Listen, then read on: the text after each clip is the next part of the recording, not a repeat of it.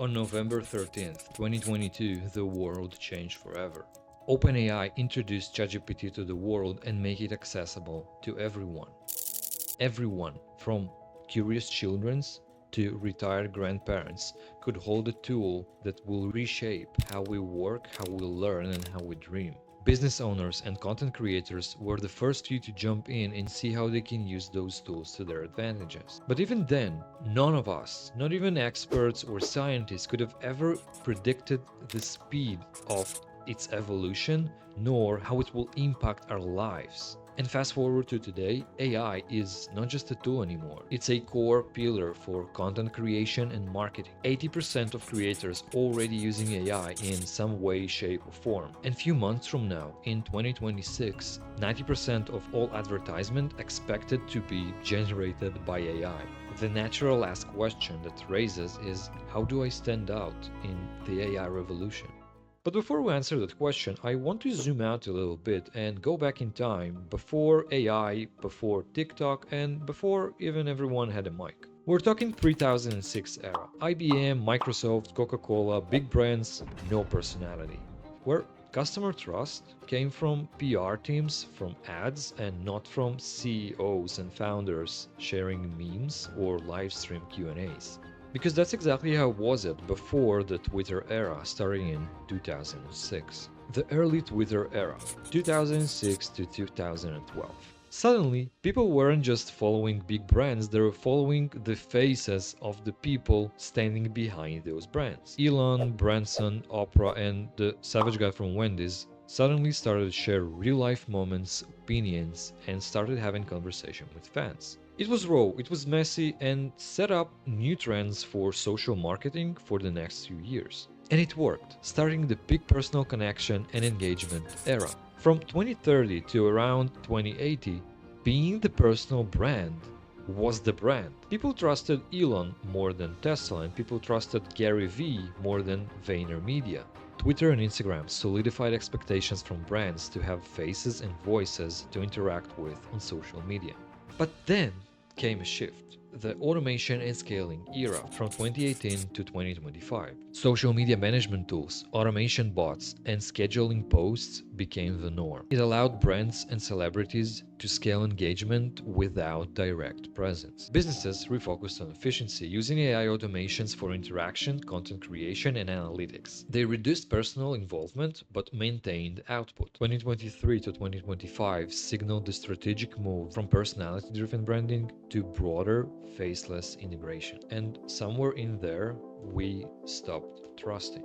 And now, almost in 2026, we've came a full circle. AI is baked into everything. It's smart, it's fast, and it takes half of the work we do. But the people, they're sick of the sand. Let me explain. Most creators are using AI wrong. Not because they use it too much, but because they use it in ways that just buries them. Picture this. You are walking on a beach. You see a bunch of seashells. Some bigger, some smaller, some darker, some weirdly shaped. Now, imagine they show up with a bulldozer and cover everything in sand. You reach down, scoop a handful, and what do you get? Sand.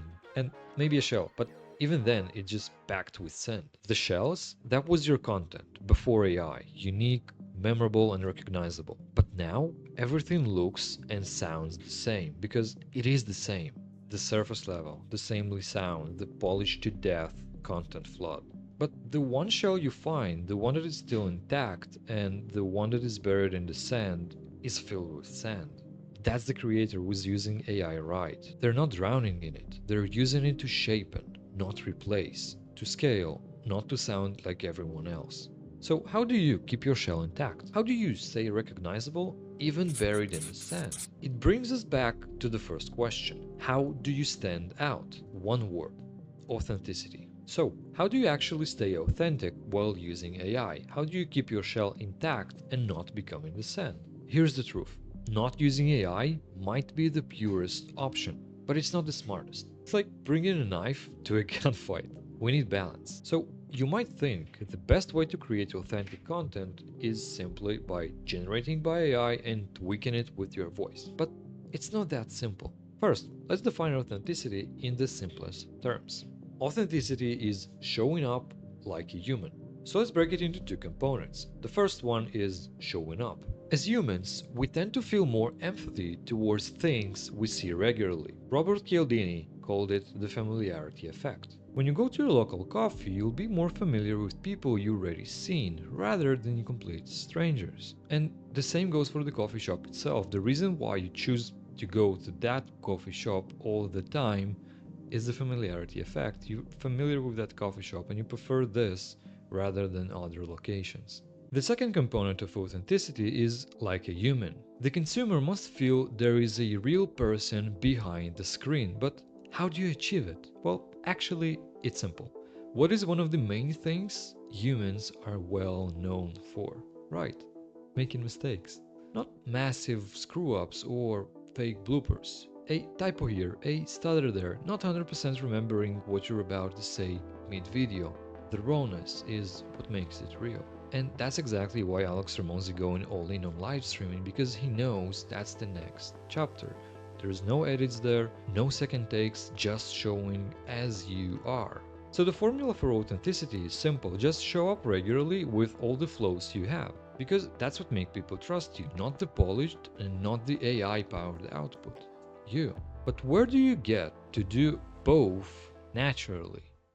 Skool and email will be the next meta for businesses in the next era. Skool is where you prove you're human. You show up not as a guru or AI avatar, you just show up, you connect with people, people connect with each other, you build relationships, you talk like a person, and you are a person.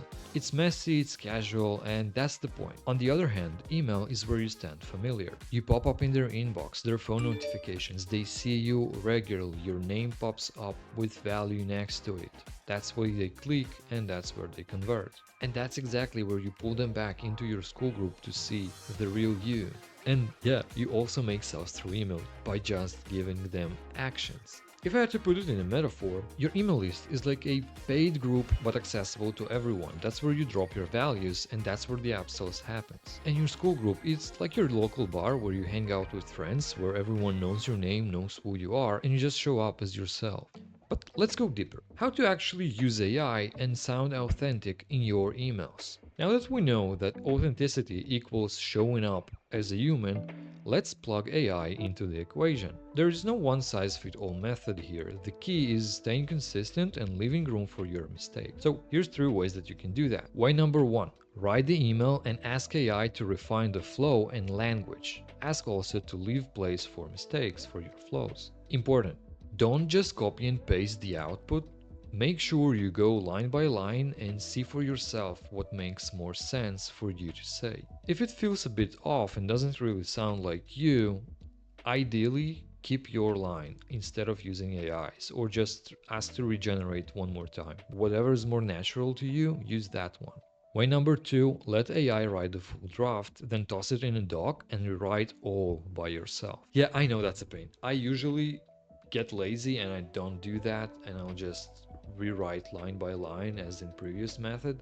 But if you actually rewrite the entire draft, it would yield way better result and the copy would be so much better. Way 3, my favorite one, still the structure, not the style. Go and look for great emails written by good marketers. Break them down into frameworks, just the bullet points, and then add your meat on top of it. AI can help here too. You can have it strip down the email into bullet points and then have it lay your voice on top of the framework. And that's how you rebuild a great email in your voice. Inside my Skool community, in the Your Group Owes You Money classroom, there is an entire section just for that. I show exactly how you can revive a cold email list and cache your existing members. You can check it out in the pinned comment below the video. In a world where AI is taking over, the smartest thing is not fighting it. It's using it in ways that make you more human, not less.